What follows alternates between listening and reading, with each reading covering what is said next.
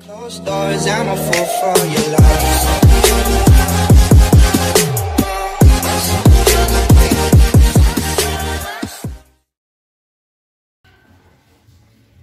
So, hello guys! Welcome back to my channel. It's me, Giselle Salcedo. So, ngayon ay magte-taste test tayo ng isa sa pinaka-favorite ng mga Pilipino. At ito ay ang sardines na ligo. At meron tayo ditong sriracha. So, ayan siya guys. At titikman natin to kung maanghang ba siya talaga. So, ayan. At tayo And then, meron ako ditong ang manggang hilaw na medyo mahinog na nga siya. Tapos sinagad ko siya ng suka at ng patis na may sile. So ayan ang twist niya guys. At meron ako dito dalawang rice. Kasi titikman din daw ni Daddy yung ligo sardines na sriracha. At saka meron din ako ditong kalamansi para itry kung masarap ba siya ng may kalamansi or hindi. So ayun guys. At ito ay bubuksan na natin. Buksan.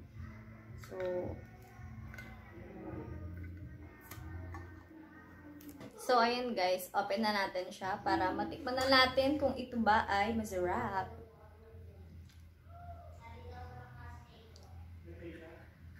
So, ayan. Bango. Bango talaga niya. Kaya favorite ko itong mga sardinas eh. At ayun guys, kung nakikita nyo siya, ayan, medyo malapot yung sabaw niya. Kumpara dun sa ibang mga sardinas. So ayan siya. Ayan, wow. Bango. Bango niya talaga, promise. So ayan, tabi muna natin ang ating ligo.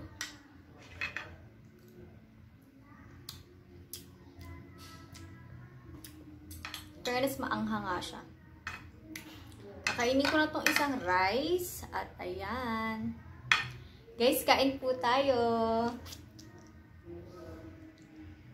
Ayan. Nakakamiss kumain ng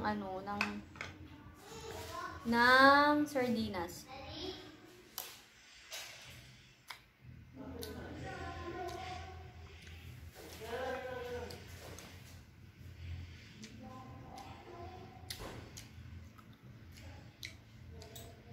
Fairness, masarap talaga siya.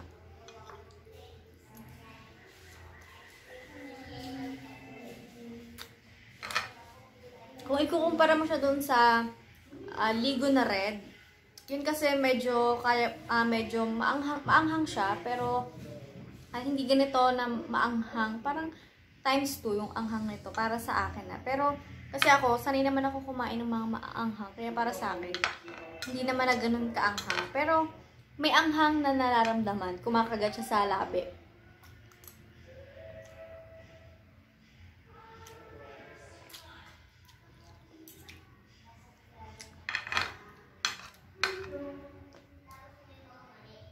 Sarap.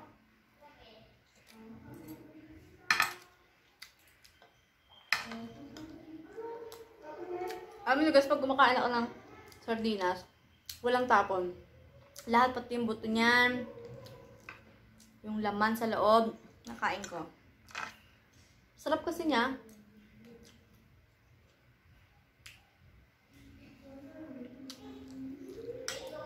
So, ayun. Gusto ko naman siyang itry na merong kalamansi. So, ayan. Ay. Kung masarap siya ng may kalamansi.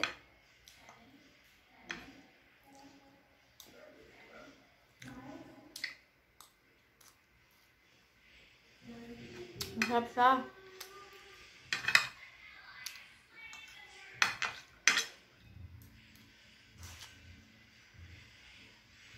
Para sa akin may alat, pero konting alat lang talaga siya.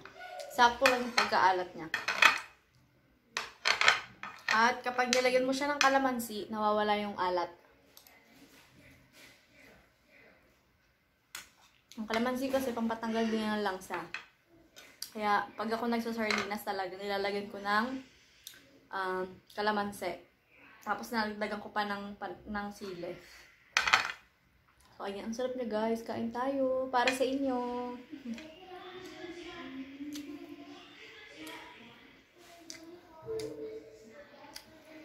Ang sarap pag ganito yung uulamin mo. Naku. Sira ang diet mo. Nabawasan ko na yung isang rice ni Daddy. Sabi niya kasi, titikman niya kasi. So, ayun. Sarap.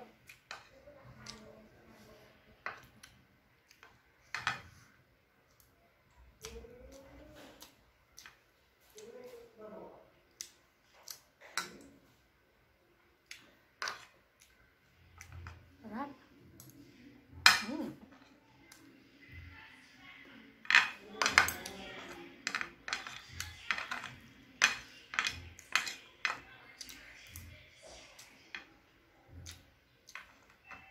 Ang anghang niya, meron dito sa labi ko.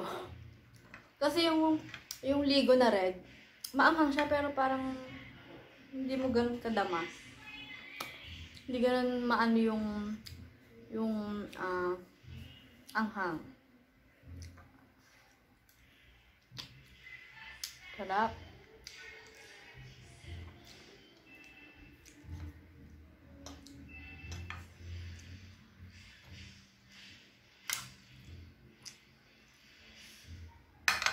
Nagpapawisan ako sa anghang.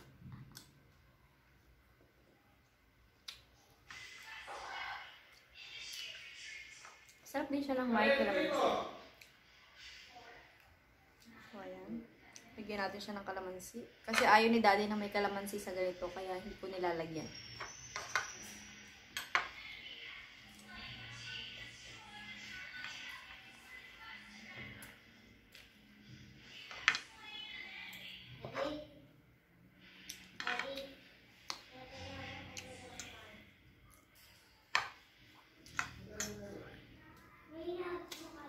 Sarap. Wala akong masabi. Kasi talagang masarap siya. Promise. Pero ang price kasi nito is 30 pesos ko siya nabili. Medyo mahal lang siya dun sa mga ordinary na sardinas na nabibili mo. Yung ligo na green, ligo na red, tsaka yung Spanish. Yun. Yung Spanish sardines naman, yun ang favorite naman ni Daddy.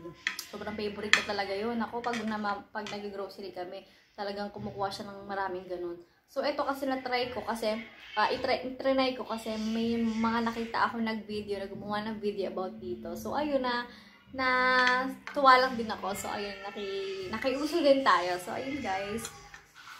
Promise masarap siya.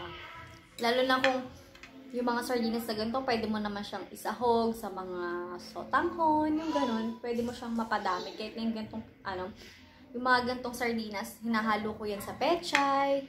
Masarap. So, ayun, may bago akong maidadagdag na recipe sa ating pechay. Kasi, kasi maanghang siya, sakto siya sa panlasa. So, ayun, pwede siyang ipangsahog din kung gusto nyo. Pero para sa akin, try kong gawin yun. At, ayun guys, ang sarap.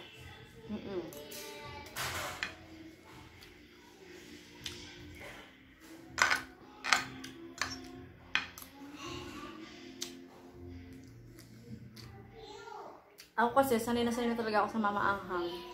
Kaya, para sa akin, maanghang na siya, pero kaya yung anghang. Sa mga hindi kaya yung anghang, siguro try, may mga tao kasi hindi kaya yung anghang ng maglutong pagkain. So, ayun, para sa akin, kasi dahil ako nga, mataas ang tolerance ko sa mga ganitong mga spicy. So, ayun, kayang-kaya. Ang sarap!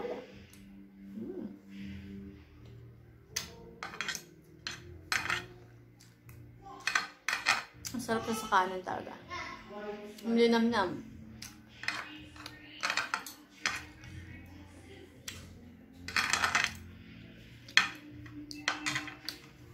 So, ayun, mauubos ko na. Ito naman tayo. Kasi ito kay Daddy na lang to.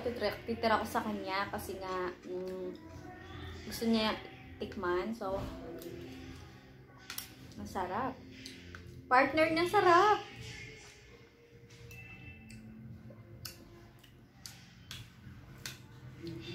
Ang hinalo ko dito guys, suka, tapos patis. Sarap.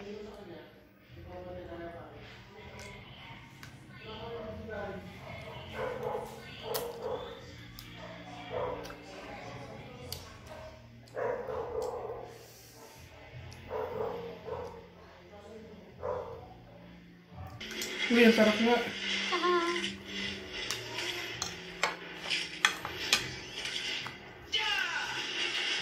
Ba? You have slain an enemy. Launch attack. Bawasan ko na ngayon ng kalahati kasi ang sarap eh. Napigilan eh. Hindi na. Launch Hindi ba tayo? attack. Parang ordinaryong sardinas na. Kumaha. Slain. Killing spree. Pero mas masarap siya. So yun guys, ito na lang natira. Destroy a turret. Sarap guys. Suka na may patis, na may sili.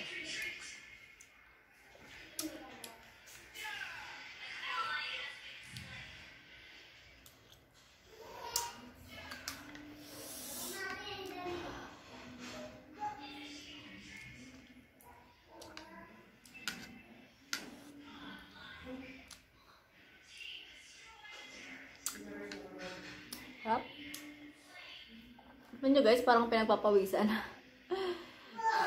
Parang may talaga ako sa ganito. Napanood niyo yung mukbang ko ng mangga. Parang iba't ibang sausawan natin try ko doon. May bagoong alamang, may bagoong na yung sabaw ng bagoong, tapos may patis din, tsaka ano. Pero mas ito talaga yung gustong-gusto kong sausawan ng mangga.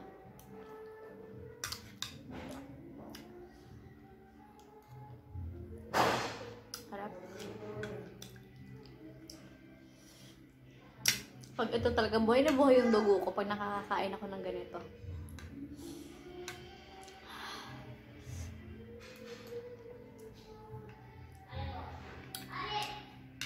Wait, higop ng suka. Guys, naangasim na kayo, no?